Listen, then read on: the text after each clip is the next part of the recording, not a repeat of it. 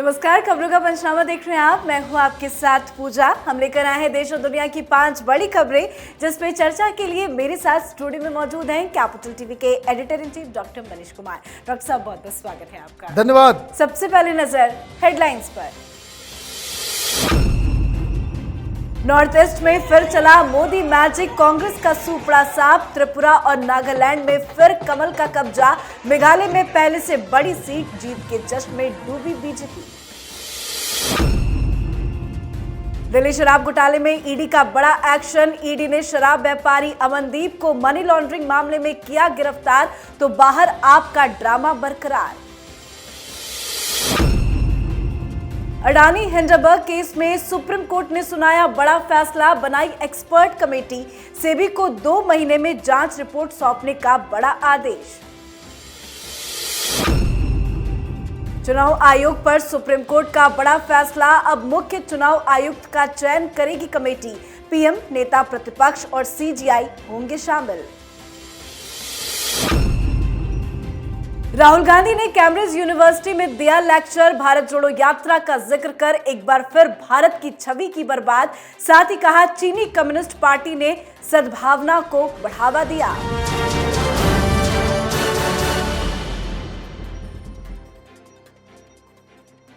आज खबरों की शुरुआत में सबसे पहले बात नॉर्थ ईस्ट में मोदी मैजिक की। आज प्रधानमंत्री नरेंद्र मोदी के नेतृत्व में बीजेपी ने नॉर्थ ईस्ट में शानदार जीत हासिल की है। नॉर्थ ईस्ट के नागालैंड, मेघालय और त्रिपुरा में विधानसभा चुनाव के वोटों की गिनती आज हुई, जिसमें त्रिपुरा में बहुमत का आंकड़ा पार करके 33 सीटों पर बीजेपी ने कब्जा जमाया है। तो वहीं नागालैंड में बीजेपी और उसकी गठबंधन सहयोगी नेशनलिस्ट डेमोक्रेटिक प्रोग्रेसिव पार्टी ने भी जीत की हैट्रिक लगाई। तो वहीं मेघालय में एनपीपी के साथ गठबंधन में पहले से ज्यादा सीटें हाथ लगी है। तो वहीं कांग्रेस टीएमसी का बुरा हाल रहा। बीजेपी अपने इस बम्पर जीत का जश्न देश भर में मना रही है। 3 राज्यों में बीजेपी की बड़ी जीत 2024 में कितना आसान हो जाएगा? देखिए, 2024 के हिसाब से ये जो जिन राज्यों में चुनाव हुए वहां तो ज्यादा सीटें नहीं है, लेकिन परसेप्शन जो राजनीति में सबसे ज्यादा इंपॉर्टेंट है। 2014 से पहले पूरे नॉर्थ ईस्ट में, बंगाल से आप शुरू कीजिए तो सिक्किम हो, असम हो, अरुणाचल हो, मणिपुर, नागालैंड, मिजोरम, त्रिपुरा, मेघालय, यहां भारतीय जनता पार्टी का नाम लेने वाला तक कोई नहीं था। आज स्थिति यह है कि हर जगह भारतीय जनता पार्टी आदर बहुमत की सरकार चला रही है या फिर वहां गठबंधन में सरकार चला रही है। अब वहां जो पुरानी पार्टियां थी, कांग्रेस पार्टी, आपने बिल्कुल सही कहा, ये कैसा भारत जोड़ो यात्रा, ये कैसा नेतृत्व कि Congress party state by state रसातल में या विलीन होते चली जा रही है, खत्म होते चली जा रही है। एक बात समझना पड़ेगा, इस चुनाव के नतीजे आने से पहले दिल्ली में बहुत सारे ये जो कांग्रेसी दलाल पत्रकारों का जत्था था, वो बता रहा था कि भारतीय जनता पार्टी का कोई सीन ही नहीं है, तीनों राज्यों में बीजेपी हारने वाली है। ये भूल गए कि प्रधानमंत्री मोदी के द्वारा चलाए गए जितने भी कार्यक्रम हैं वो गरीबों तक पहुंच रहा है। और ये सबसे बड़ी बात है भारतीय जनता पार्टी की जीत के पीछे। भारतीय जनता पार्टी ने अपने कार्यक्रमों से, खास करके प्रधानमंत्री मोदी के द्वारा चलाई गई नीतियों की वजह से, एक बेनिफिशियरी क्लास क्रिएट कर दिया है कि जिनको सरकार की नीतियों से सीधा सीधा फायदा होता है। और ये जाति, धर्म, लैंग्वेज, रीजन, ये तमाम जो बाधाएं थी भारतीय जनता पार्टी के सामने, उसको तोड़ रही। जहां जहां चुनाव हुए हैं वहां हिंदुओं की संख्या ज्यादा नहीं है, 2 राज्यों में तो माइनॉरिटी में है। तो ये बहुत बड़ा अचीवमेंट और प्रधानमंत्री मोदी की पॉलिसीज का जनता के द्वारा समर्थन माना जाना चाहिए। जी, दूसरी खबर में बात शराब घोटाले की, जिसमें ईडी ने बड़ा एक्शन लिया है। शराब घोटाले मामले में 10वीं गिरफ्तारी की जा चुकी है। नाम अमनदीप ढल है, जो एक कारोबारी और ब्रिडको सेल्स प्राइवेट लिमिटेड का डायरेक्टर है। ढल का नाम सीबीआई की एफआईआर में भी शामिल है। अमनदीप ढल की भूमिका आबकारी नीति बनाने, षड्यंत्र रचने और साउथ ग्रुप जैसे रिश्वत की बात और लेन देन के मामले में अहम भूमिका में है। ईडी ने बताया कि अमनदीप ढल ने आबकारी नीति तैयार करने और पॉलिसी जारी होने से पहले उसको अपने कब्जे में लिया और उसकी कॉपी विनय बाबू को भेजी थी। विनय बाबू के बीच व्हाट्सएप चैट और कॉल की डिटेल भी कोर्ट में पेश किए गए। तो शराब घोटाले में ताबड़तोड़ एक्शन हो रहा है, पर दिल्ली में आम आदमी पार्टी का ड्रामा लगातार जारी है। एक और गिरफ्तारी हुई है। कितनी बड़ी मुसीबत है ये केजरीवाल के लिए? केजरीवाल के लिए इसलिए बहुत बड़ी मुसीबत है कि जो आरोप और जो साक्ष्य, जो दस्तावेज जो हासिल हुए हैं जांच के दौरान, वो मालूम ये चल रहा है कि केजरीवाल, उसकी सरकार, मनीष सिसोदिया, इन लोगों ने जो कानून के लिए ड्राफ्ट बनाया वो एक सीक्रेट होता है। ये पास होने के बाद ही सार्वजनिक होता है, लेकिन ड्राफ्ट क्रिएट करने के स्टेज पे ही अमनदीप ढल के पास उसकी कॉपी मिली। मतलब आप सरकार जो दिल्ली के अंदर केजरीवाल की है, इन्होंने तमाम शराब माफियाओं के साथ मिलके इस शराब नीति को तैयार किया, जिसका मकसद ये था कि तुम भी लूटो और मुझे भी उसमें हिस्सा दो। ये घोटाला दिन के उजाले की तरह साफ है। मैं आपको बता दूं, जो अब तक जो कंपनियां जिनको पकड़ा गया है और जो लोग सामने आकर के सारी बातें बता रहे हैं, उसमें दिनेश अरोड़ा है, उसमें अमनदीप ढल है, उसमें समीर महेंद्रू है, अमित अरोड़ा है और सनी मारवा। ये सब शराब कंपनियां चलाने वाले गिरोह का एक हिस्सा है, जिनके साथ बैठ के, जिन पे फोन पे बातचीत करके मनीष सिसोदिया और केजरीवाल ने इस घोटाले को अंजाम दिया। सीबीआई के पास तमाम सबूत हैं और सबूत तो ये भी अब मिल गया है कि किस तरीके से इन लोगों से बातचीत करने के लिए जिन फोन्स का इस्तेमाल मनीष सिसोदिया किया करता था, उसे इस्तेमाल करने के बाद मनीष सिसोदिया ने तोड़ दिया, जिसकी वजह से सिसोदिया जेल के अंदर है। अब केजरीवाल क्या करेंगे? आज दिन भर कुछ नहीं हुआ। तमाशा के अलावा मनीष सिसोदिया की पत्नी के सामने कुछ बच्चों को बिठा दिया गया कि भाई एजुकेशन में सिसोदिया चाचा ने ये किया तो चाचा जी बन गए। भाई आदमी एजुकेशन मिनिस्टर है तो उससे क्या उम्मीद है? कुर्सी तोड़ने के लिए होता है या फिर अच्छा शिक्षा व्यवस्था बने उसके लिए वो काम करता है? इसके लिए उसको कोई मेडल मिलना चाहिए? नहीं। ये शराब मंत्री दिल्ली में शराब बांट रहा था और उसके पैसे को लूट रहा था। इसी का खुलासा सीबीआई और ईडी कर रही है। ये कितना भी ड्रामा कर ले, इस केस में बचने वाले नहीं है। जी, अगली खबर अडानी विवाद पर। अडानी हिंडनबर्ग केस को लेकर आज सुप्रीम कोर्ट में अहम सुनवाई हुई। सुनवाई के दौरान सीजीआई ने बड़ा फैसला सुनाते हुए केस में जांच के लिए एक्सपर्ट कमेटी के गठन का आदेश दिया है। सुप्रीम कोर्ट ने 6 मेंबर्स एक्सपर्ट कमेटी बना दी है। रिटायर्ड जज एएम स्प्रे इस कमेटी के हेड होंगे। उनके साथ इस कमेटी में justice JP Deodhar, OP Bhatt, MV Kamath, Nandan Nilekani और सोमशेखर शामिल होंगे। सुप्रीम कोर्ट ने आज यह भी आदेश दिया कि सेबी इस मामले में जांच जारी रखेगी और 2 महीने में अपनी रिपोर्ट सौंपेगी। सुप्रीम कोर्ट के इस आदेश का गौतम अडानी ने स्वागत किया है। ट्वीट कर कहा कि अडानी ग्रुप सुप्रीम कोर्ट के फैसले का स्वागत करता है, सत्य की जीत होगी। सुप्रीम कोर्ट के इस आदेश से विपक्ष में जश्न का माहौल क्यों है? देखिए, सबसे पहले तो धन्यवाद, और इस कमेटी का स्वागत खुद अडानी ने किया और जश्न जो मनाया जा रहा है उसके पीछे का कारण मैं बता देता हूं। जश्न इसलिए मनाया जा रहा है क्योंकि इनको लगता है कि कमेटी के अंदर इनके लोग आ गए हैं। नंदन नीलेकनी यूपीए सरकार के दौरान वो आधार का जो पूरा सिस्टम था उसके वो सीईओ, उसके चीफ थे और इनको एक केंद्रीय मंत्री का ओहदा मिला हुआ था। ये इन्फोसिस से भी जुड़े हुए हैं। कामत साहब वो भी इन्फोसिस से जुड़े हुए हैं। ये इन्फोसिस करता क्या है? अपार्ट फ्रॉम बिजनेस, वो तमाम ये जो अफवाह गैंग है लेफ्ट लिबरल कबाल वालों का, ये जो तमाम जो सोरोस फाउंडेशन के साथ मिलकर ये जो तमाशा देश में होता है उसकी फंडिंग करता है इन्फोसिस। और ये दो व्यक्ति वहां से आते हैं। एक और व्यक्ति जिनका नाम आपने लिया, सोमशेखर साहब, अभी हाल में कॉलेजियम की तरफ से इनका नाम दिया गया था, सरकार ने मना कर दिया था।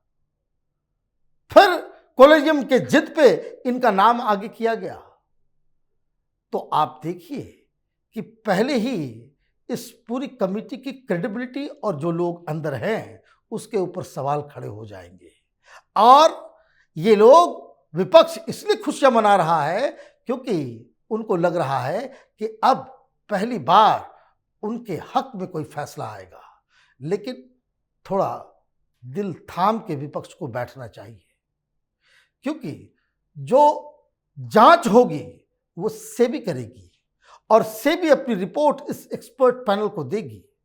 इसमें तथ्यों के आधार पे डिस्कशन होगा।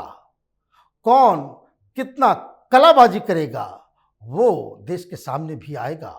और ये बात अलग है कि आप अडानी के नाम पे राजनीति करेंगे, लेकिन जिस हिसाब से इस पूरे कांड का एक एक पन्ना दुनिया के सामने आ रहा है, उससे साफ लग रहा है कि कमेटी आप किसी की भी बैठा लो, जो सच होगा वो बाहर आएगा। और सच यही है कि सोरोस और उसके जैसे एंटी इंडिया प्रोपेगेंडा करने वाले लोगों ने हिंदुस्तान पे, हिंदुस्तान की इकोनॉमी को नुकसान पहुंचाने के लिए ये हिट जॉब किया था। ऐसे लोगों को पकड़ना जरूरी है। जी, तो अडानी मामले में सुप्रीम कोर्ट में अहम सुनवाई हुई है, पर इसके अलावा सुप्रीम कोर्ट ने आज एक और बड़ा फैसला सुनाया है। अगली खबर में बात चुनाव आयोग पर आए सुप्रीम कोर्ट के बड़े फैसले की। सुप्रीम कोर्ट ने मुख्य निर्वाचन आयुक्त यानी सीएसी और निर्वाचन आयुक्तों की नियुक्ति के लिए पैनल बनाने का फैसला दिया है। इस पैनल में प्रधानमंत्री, लोकसभा में नेता प्रतिपक्ष या सबसे बड़ी विपक्षी पार्टी के नेता और चीफ जस्टिस ऑफ इंडिया शामिल होंगे। यही पैनल मुख्य चुनाव आयुक्त और चुनाव आयुक्तों का चयन करेगी। सुप्रीम कोर्ट ने यह फैसला उन याचिकाओं पर सुनाया है जिसमें मुख्य चुनाव आयुक्त और चुनाव आयुक्त की नियुक्ति के लिए कॉलेजियम जैसे सिस्टम बनाने की मांग की गई थी। पैनल को लेकर क्या मोदी सरकार की मुश्किलें बढ़ेगी? कोई मुश्किलें नहीं बढ़ रही हैं। ये सुप्रीम कोर्ट का फैसला हिंदुस्तान की डेमोक्रेसी के लिए खतरनाक है। आप सुप्रीम कोर्ट के जज हैं, आपकी रिस्पॉन्सिबिलिटी क्या है? Are you accountable to the people of India? No. आप क्यों हर चीज में नाक घुसड़ रहे हो? और किस आधार पे आपने कॉलेजियम का आइडिया दे दिया? और सुप्रीम कोर्ट का फैसला हिंदुस्तान की डेमोक्रेसी में सर्वोच्च नहीं है। संसद को तय करना चाहिए कि इलेक्शन कमीशन का प्रारूप क्या होना चाहिए। प्रधानमंत्री मोदी को इमीडिएटली एक ऐसा कानून पास करना चाहिए और ये कॉलेजियम सिस्टम को खत्म करना चाहिए जो आज सुप्रीम कोर्ट की तरफ से कहा गया। ये हर चीज में जुडिशरी नाक घुसेड़े, ये डेमोक्रेसी के लिए उचित नहीं है, पहली बात ये।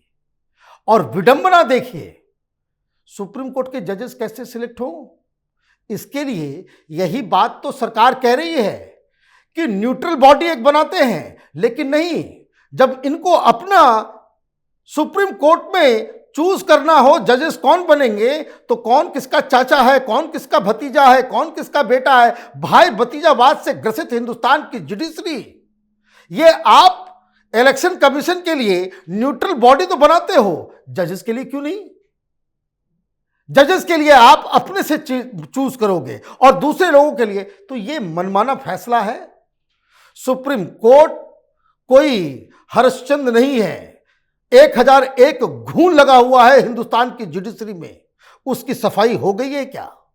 जब खुद के दामन में 1000 दाग लगे हों और उसके बाद आप इस तरह का फैसला करें, जनता के फैसले के ऊपर डेमोक्रेसी में कोई नहीं बैठ सकता। सरकार का काम सरकार करे, जुडिशरी का काम जुडिशरी करे, ब्यूरोक्रेसी का काम ब्यूरोक्रेसी करे और मीडिया का काम मीडिया को देना चाहिए।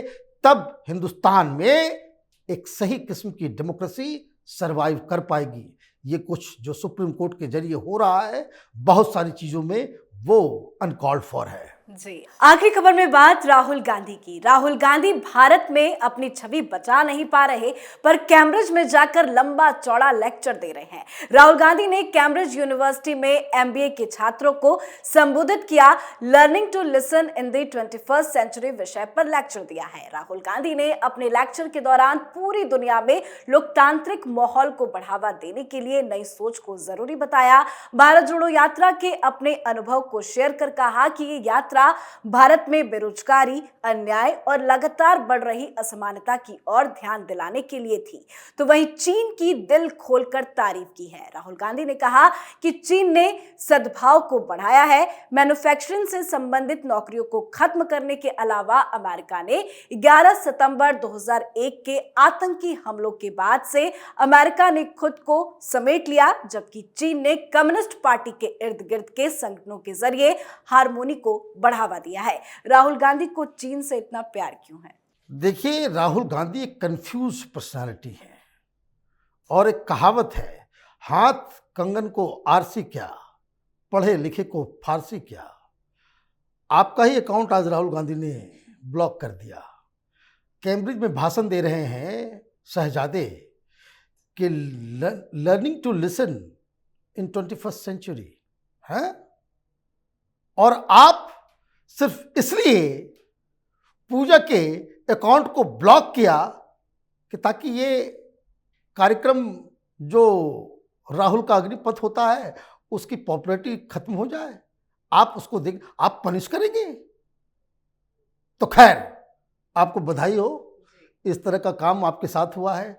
लेकिन जो बातें उन्होंने कही, ये तो चाइनीज चमचा भी नहीं कहता। जो आर्डेंट चमचा होगा कम्युनिस्ट पार्टी को, आपने सुना कभी कि कहते हुए कि चाइनीज कम्युनिस्ट पार्टी जो है वो दुनिया के लिए एक बहुत बेहतरीन एग्जाम्पल है? शर्म आती है उनको भी, पैसे खाते हैं लेकिन इतना नमक हलाली नहीं दिखाते जितना राहुल गांधी ने कह दिया। तो फिर से ये सवाल उठना जरूरी है कि आप उस कम्युनिस्ट पार्टी, और आप बात समझ लीजिए कि चीन में कम्युनिस्ट पार्टी कोई पार्टी नहीं है, वहां पार्टी ही सरकार है, पार्टी ही देश है, पार्टी ही आर्मी है, पार्टी ही ब्यूरोक्रेसी है, पार्टी ही सब कुछ है। वहां जो सिस्टम है वो पार्टी का सिस्टम है। और अगर आप कम्युनिस्ट पार्टी की तारीफ करते हैं तो वहां की आर्मी को भी आपने जोड़ दिया। उसके आर्मी को क्या कहते हैं? पीएलए, पीपुल्स लिबरेशन आर्मी है वो। जैसे पाकिस्तान में जिहादी आर्मी है तो वो पाकिस्तान की सेना नहीं है, वो जिहाद के लिए। तो वैसे ही जो चाइनीज आर्मी है उसकी आप तारीफ कर रहे हो। दलाली करने आप पहुंच गए कैम्ब्रिज। और ये बात, अब ये सवाल केंद्र की सरकार से पूछा जाना चाहिए कि आइदर ये कांग्रेस पार्टी कम्युनिस्ट पार्टी के साथ हुए मसौदे को सार्वजनिक करे, अन्यथा ये कांग्रेस के तमाम लोग, ये राहुल गांधी देश से माफी मांगे कि इन्होंने चीन की चमचागिरी में इतने आगे निकल गए जो देशद्रोह की श्रेणी में आता है। जी, बहुत बहुत धन्यवाद बातचीत के लिए। धन्यवाद। खबरों का पंचनामा में आज के लिए फिलहाल इतना ही। देश विदेश की बाकी खबरों और उनके सटीक एनालिसिस के लिए देखते रहिए कैपिटल टीवी। हमें लाइक कीजिए, शेयर कीजिए और कैपिटल टीवी को सब्सक्राइब कीजिए। नमस्कार।